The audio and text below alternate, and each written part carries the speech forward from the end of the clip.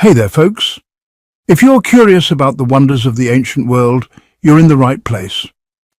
To watch this and future videos, please support us by subscribing, giving us a like, and leaving a comment down below. We're about to go on a tour of some of the most stunning structures on Earth. They'd be a treat for anyone to see, but they all have one thing in common. They were built using techniques that scientists and archaeologists can't really explain, or for reasons they can only guess at. Could it be that we've lost some construction knowledge that our ancient ancestors took for granted? Watch this video and decide for yourself. And before you go, don't forget to subscribe, like, and comment. Thanks for listening, and we hope to see you again for more Secrets of the Ancients. We're about to go on a tour of some of the most stunning structures on Earth. They'd be a treat for anyone to see, but they all have one thing in common. They were built using techniques that scientists and archaeologists can't really explain, or for reasons they can only guess at. Could it be that we've lost some construction knowledge that our ancient ancestors took for granted? Watch this video and decide for yourself. There's nothing especially mysterious about building the giant chimney on Labuan Island off East Malaysia. It's 100 feet tall, made from red bricks, with a neat decorative band at the top and a square shape resting on a double-arched base. Architecturally, it looks fairly standard. The mystery is why it was ever built in the first place, which is why people call it the mysterious Labuan chimney. Lots of theories have been suggested, from it being an unusual lighthouse to a bell tower. But the most likely explanation probably lies in the failed coal mining industry on Labuan. The island used to be a British colony, and making bricks was common work for prisoners there. Coal was needed to fire the kilns for brickmaking. But in 1911, coal mining collapsed because it wasn't profitable anymore, and the buildings weren't maintained. All the brick factories were torn down, and the settlement at Coal Point disappeared. The chimney might be the last thing left from that time, even though, oddly enough, no one remembers exactly why it was built. After 120 years, there's still nothing quite like the Andromeda Theatre in Santo Stefano Kiskina, Italy. Set against the stunning backdrop of Italian mountains, this open-air theatre creates an atmosphere that few other theatres can match. What's amazing is that the entire site is the work of just one man, Lorenzo Reina, who built it by hand over 30 years. Lorenzo wasn't an architect, he was a farmer most of the year. The only regular visitors to the theatre are the donkeys and sheep that live on Lorenzo's land.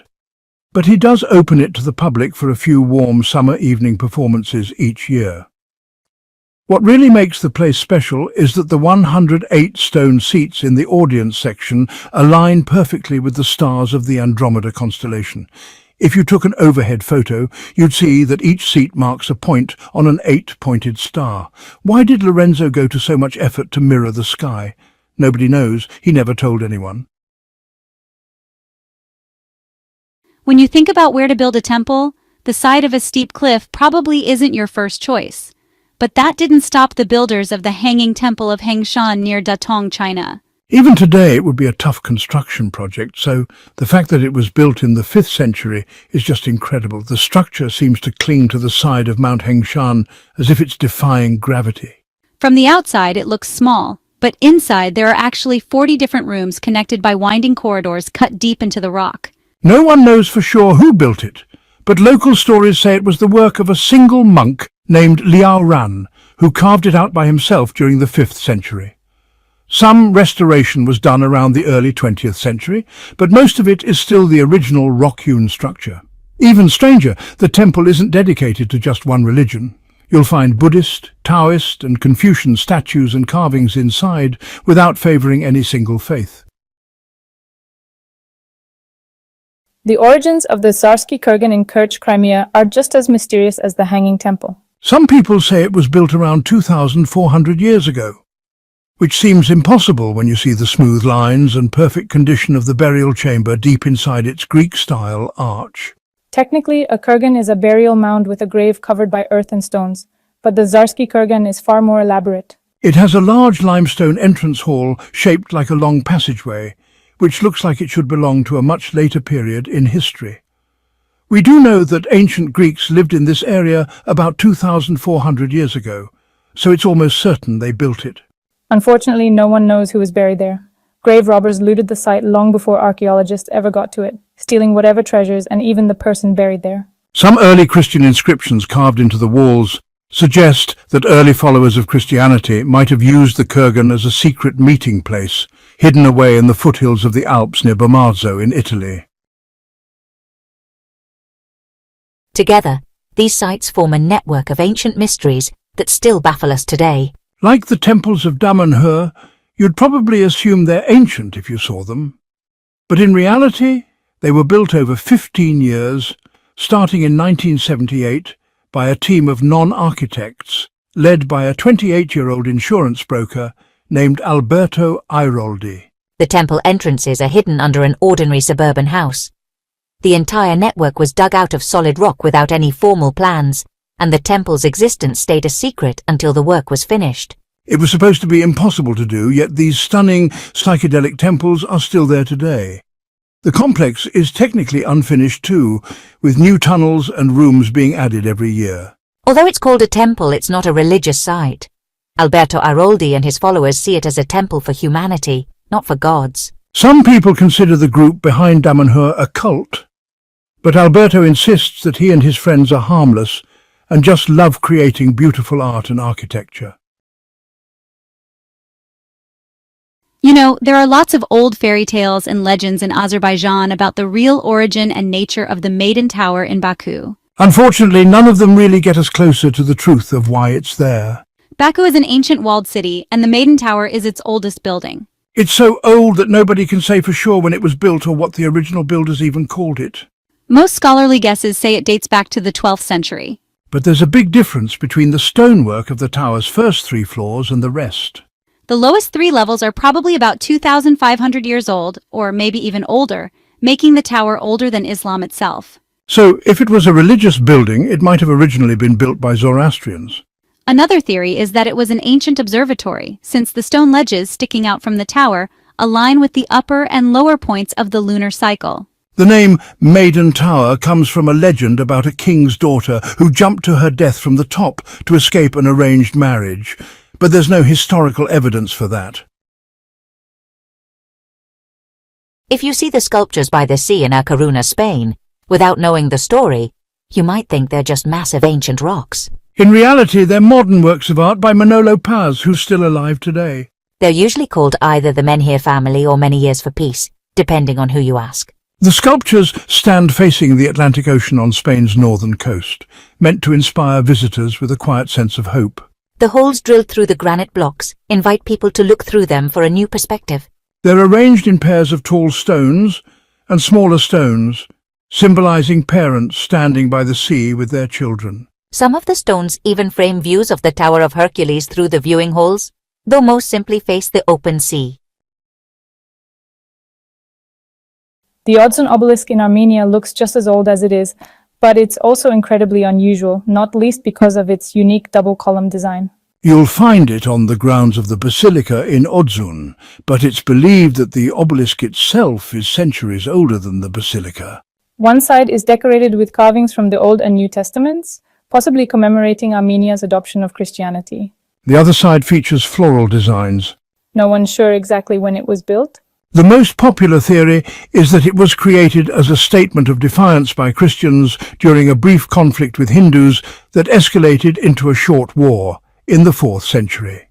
Another theory, based on the floral patterns, is that it's a monument meant to honor losses on both sides from that conflict. The basilica is thought to have been added later, once Christianity became more established in Armenia. So, it doesn't take a genius to guess how the Mojave Desert Megaphone got its name. It's out in the Mojave Desert, and well, looks exactly like a giant metal megaphone.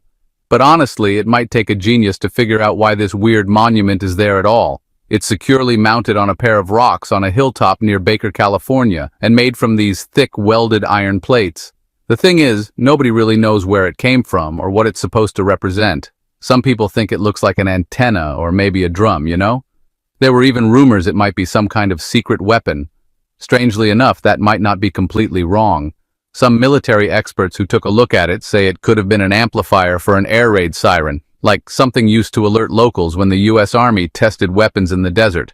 But the military has never admitted to that, and honestly, no one can say exactly how long it's been there. A few local Californians even swear it stood on that hill for nearly a century. Almost every region in the world has legends about hidden treasure buried somewhere underground. If you live near Baguio in the Philippines, that legend is about General Yamashita's lost gold. The tunnels built by the Japanese army during World War II are the most likely hiding place. Most of these tunnels have been mapped and explored, but there are still gaps and sealed-off areas that no one has reached, keeping alive the hope that the stolen gold under General Tomoyuki Yamashita's command is still there, waiting in the dark. The entrance to the tunnels is in Baguio Botanical Garden, but visitors should be careful. They're pitch dark, extremely damp, and can be dangerous to explore without a guide.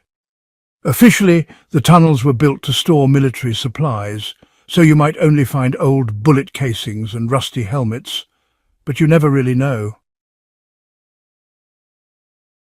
We're not quite sure how we'd feel about heading deep into the woods to find a place called Devil's Hole Creek.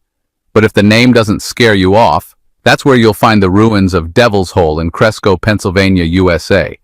The ruins don't really deserve such a sinister name. They're actually quite pretty and were most likely once an illegal speakeasy or ski lodge rather than anything truly devilish. It probably used to be a cozy hideout before falling into ruin. You can still see the big twin fireplaces among the remains, along with an old water heater and a coal furnace. The way the stone walls were built fits with styles from the 1920s and 1930s, which adds weight to the idea it was a hidden speakeasy. That would also explain why it was tucked away deep in the forest and why it was abandoned once alcohol was legalized again in 1933. After that, there was no need for a secret bar. Turkey has more underground cities than almost anywhere else, but there's one that makes almost all the others look small. The underground city of Kaymakli in Kaymakli municipality. First opened up around 4,000 years ago, it has seen millions of people come and go over the centuries. It's made up of huge interconnected rooms with living spaces, wine-making facilities, even horse stables. The storage rooms were so practical that people still use them today. We can only guess why the city was originally built. But over the centuries, members of many different religions came here, often fleeing persecution from other places. Thank you for watching Secrets of